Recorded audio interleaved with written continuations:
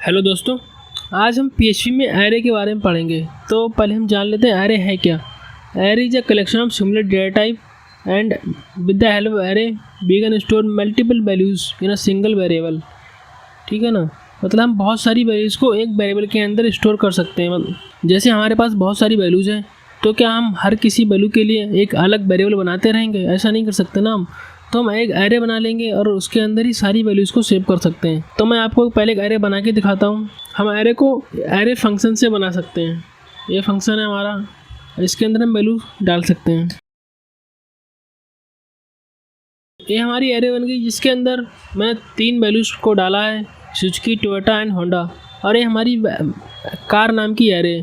Total 3 तरह की arrays होती हैं, index array, associative array and multi dimensional array. तो फिर ये जो मैंने एरे बनाई है इंडेक्स एरे, यहाँ इंडेक्स के हिसाब से वैल्यू सेव होती है। यहाँ पे इंडेक्स 0, इंडेक्स 1, इंडेक्स 2। आपको पता ही होगा कि एरे में हमेशा 0 से स्टार्टिंग होती है। आप चाहे किसी प्रोग्रामिंग लैंग्वेज में देख लीजिए तो इसलिए यहाँ पे इंडेक्स 0 रहेगा, सुजुकी का, टोयोटा का 1 एंड होंडा का 2। तो चलिए हम प्रिंट करा के देखते हैं कि हम एरे से वैल्यू प्रिंट कैसे करा सकते हैं। जैसे मान लीजिए मुझे टोयोटा प्रिंट कराना है, तो मैं यहाँ पे लिखूँगा इको।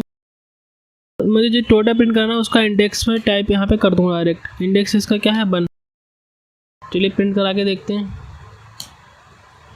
तो देखिए यहाँ पे टोयोटा प्रिंट हो गया। मैं एक ब्रेक लगा देता हूँ इधर यहाँ पे, तो आपको अच्छे से दिखेगा। तो चलिए अब हम एरे को प्रिंट करा के देखते हैं। मैंने यहाँ पे कार 1 ब्रेक लगा दी, इससे नेक्स्ट लाइन में जाए तो देखिए यहाँ पे टोयोटा प्रिंट हो चुका है। ठीक है, तो ऐसे ही हम एरे के इंडेक्स देके प्रिंट कर सकते हैं। चलिए मैं इसको डुप्लीकेट कर देता हूँ। अब मैं यहाँ पे एरे का इंडेक्स चेंज कर दूँगा, एरे 2 कर दूँगा। मतलब कि 2 इंडेक्स का प्रिंट होगा। तो यहाँ पे होंडा आ गया, मतलब कि मैंने इंडेक्स 2 पे होंडा डाल रखा था, इसलिए यहाँ पे होंडा आ गया। लेकिन हम हर बार ऐसे प्रिंट नहीं करा सकते। यहाँ पे 3 वैल्यूज थी तो हमने इंडेक्स प्रिंट करा लिया। लेकिन हमारे पास मान लीजिए 100 वैल्यूज़ हैं या फिर 1000, तो हम क्या करेंगे? तो हम इसको लूप चला के भी आराम से प्रिंट कर सकते हैं। तो फॉर लूप लगा के देखते हैं हम। पहले मैंने यहाँ पे i = 0 इसलिए लिखा है क्योंकि हम स्टार्टिंग हमेशा 0 से ही करेंगे, 0 इंडेक्स से वैल्यू को प्रिंट कराएंगे। और हम इसको मैक्सिमम कहाँ तक ले जाएंगे? काउंट तक ले जाएंगे। ठीक है, मतलब मैं ऐसे ही लिख देता हूँ यहाँ पे एरे लेंथ। मैं मान लीजिए वेरिएबल बना लूँगा एरे लेंथ है नहीं। तो पहले तो मैं यहाँ पे एरे लेंथ का वेरिएबल बना लेता हूँ, एरे लेंथ। एरे यहाँ पे फंक्शन यूज़ करूँगा मैं, PHP का इनबिल्ट फंक्शन होता है काउंट। ये काउंट फंक्शन का यूज हम तब करते हैं जब हमें पता करना हो कि एरे के अंदर कितना क्या है, मतलब कितनी वैल्यूज है एरे के अंदर। ठीक है, तो एरे कार। तो इस एरे लेंथ को मैंने मतलब इसलिए लिया क्योंकि मैं इस आई को, मतलब इस फॉर लूप को उतना ही चलाऊंगा जितना एरे में, मतलब एरे के अंदर वैल्यूज होंगी। ठीक है, सिंपल यही कर लेते हैं। यहाँ पे हम 2 की जगह मैंने कॉपी कर लिया, ऊपर से $i लिख देता हूँ मैं। ठीक है, और मैं इसको यहाँ पे कॉपी पेस्ट कर देता हूँ जिससे बहुत सारी वैल्यूज़ हो जाए। चलिए अब हम इसको प्रिंट करा के देखते हैं। तो आप देख ही सकते हैं कितनी सारी वैल्यूज़ प्रिंट हो चुकी हैं। लेकिन यहाँ पर लाइन 13 में कुछ एरर आ रही है। एक्चुअली यहाँ पे अनडिफाइंड ऑफसेट 15 इसलिए आ रहा है क्योंकि जो एरे लेंथ है, एरे लेंथ के अंदर 15 आ रहा है। ठीक है, एरे लेंथ के, क्योंकि इसने तो यहाँ से 1 से काउंटिंग करी होगी। लेकिन एरे जो होती है उसको 0 से 14 तक चलना है। लेकिन मैंने यहाँ पे = का साइन लगा दिया, जिसकी वजह से प्रॉब्लम हो रही है। अगर मैं इसको हटा दूंगा तो यहाँ पे जो नोटिस आ रहा था वार्निंग टाइप का, ये भी हट जाएगा। क्योंकि अब एरे जो आई है इसकी वैल्यू एरे लेंथ तक इंक्रीमेंट नहीं होगी, बल्कि उससे कम होगी। यहाँ जैसे यहाँ 15 वैल्यू आएगी इसकी यहाँ पे, तो आई की वैल्यू वही 14 तक चलेगी। बस इसी वजह से वहाँ पर वार्निंग आ रही थी। खैर अब वार्निंग नहीं आएगी, अब ठीक हो गया। तो ये तो कि हमारी इंडेक्स एरे। तो अब तक आपको समझ आ गया होगा कि PHP में एरे क्या होती हैं और एरे का इस्तेमाल कैसे होता है। अब एसोसिएटिव एरेज क्या होती हैं? एसोसिएटिव एरेज वो होती हैं जो किसी भी एरे के अंदर वैल्यूज की एंड वैल्यूज के फॉर्मेट में सेव करती हैं। तो जैसे कि मान लीजिए हमारे पास एक वेरिएबल है, हमारे पास कार। तो चलिए हम कार छोड़िए, यहाँ पे नया वेरिएबल बना लेते हैं, मार्क्स का बना लेते हैं।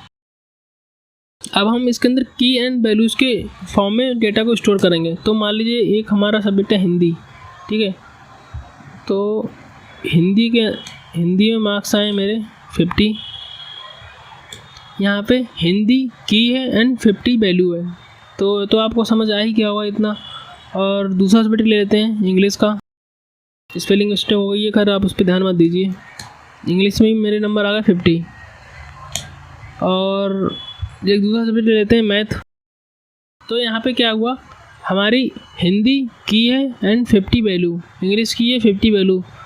इस टाइप की एरेज को हम बोलते हैं एसोसिएटिव एरे। अगर कोई एरे की एंड वैल्यूज के फॉर्म में डेटा को स्टोर करती है तो वो होती है हमारी एसोसिएटिव एरे। ठीक है, चलिए अब हम इसके डेटा को प्रिंट करा के देखते हैं कि हम इसके डेटा को प्रिंट कैसे कराते हैं। तो इसके डेटा को प्रिंट कराने के लिए हम क्या करेंगे, हम डायरेक्ट इसकी की को देंगे, की को प्रिंट कराएंगे तो उसका की जो की होगी उसके अंदर डेटा प्रिंट हो जाएगा। तो चलिए मैं आपको सिंपल प्रिंट करा के दिखाता हूँ एक बार। जैसे कि मान लीजिए मैंने यहाँ पे क्या लिखा है, मार्क्स एरे हिंदी, तो मैंने की प्रिंट करा, की पास करेंगे तो उसकी वैल्यू प्रिंट होगी। तो मैंने यहाँ पे की डाल दी हिंदी, तो जो हिंदी की वैल्यू होगी वो प्रिंट होगी हमारे इधर, यहाँ पे हिंदी हो गया प्रिंट 50।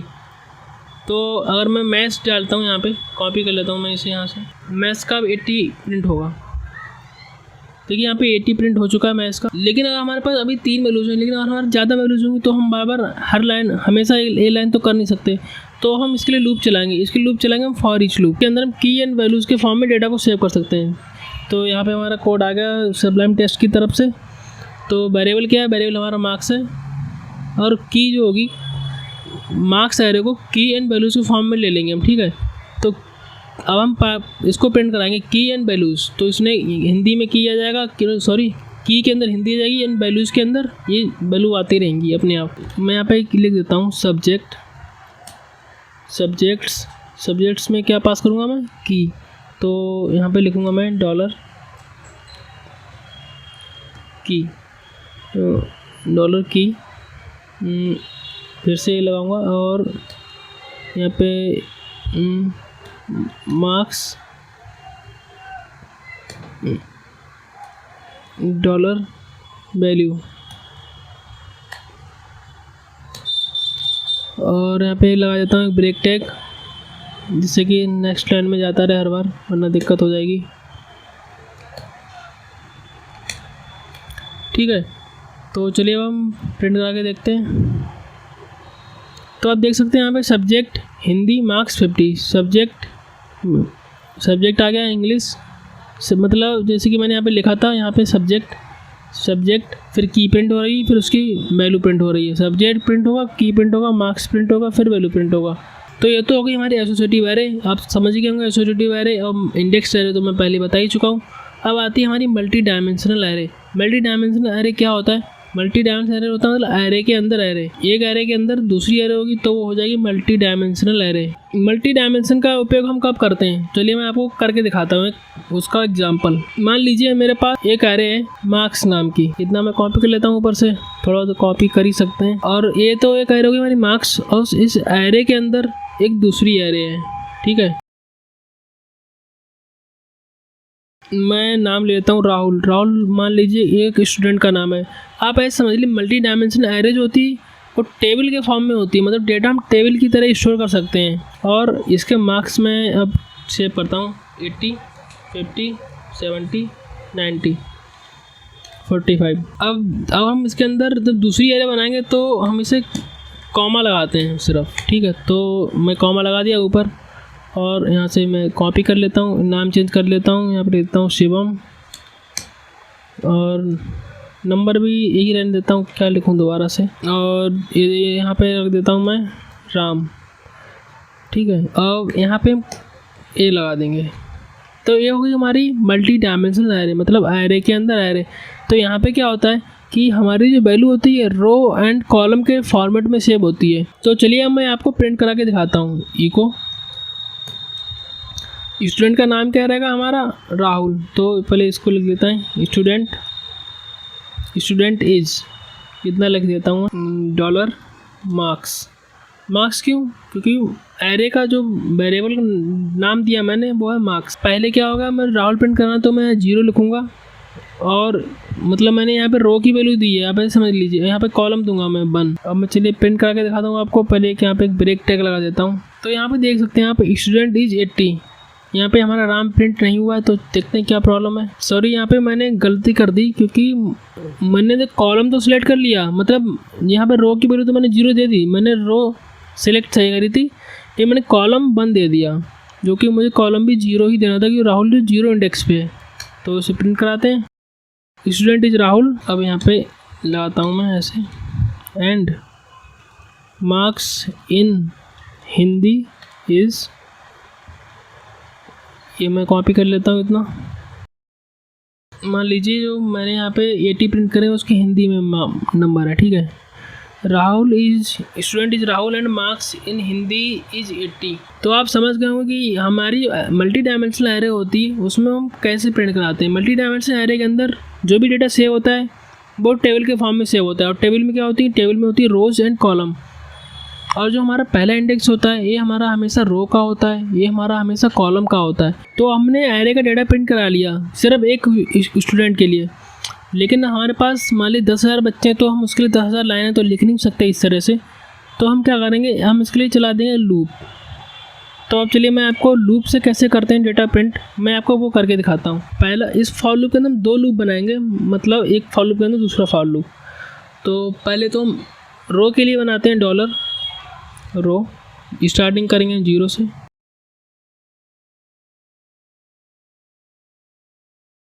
कोड क्या लिखना है, ये ऊपर वाली लाइन कॉपी कर लेता हूँ मैं डायरेक्ट। अब यहाँ पे 0, मतलब यहाँ पे लिखूँगा मैं पहला पे लिखते हैं हम हमेशा रो, ठीक है, रो, और इसके लिए लिख दूँगा मैं कॉलम।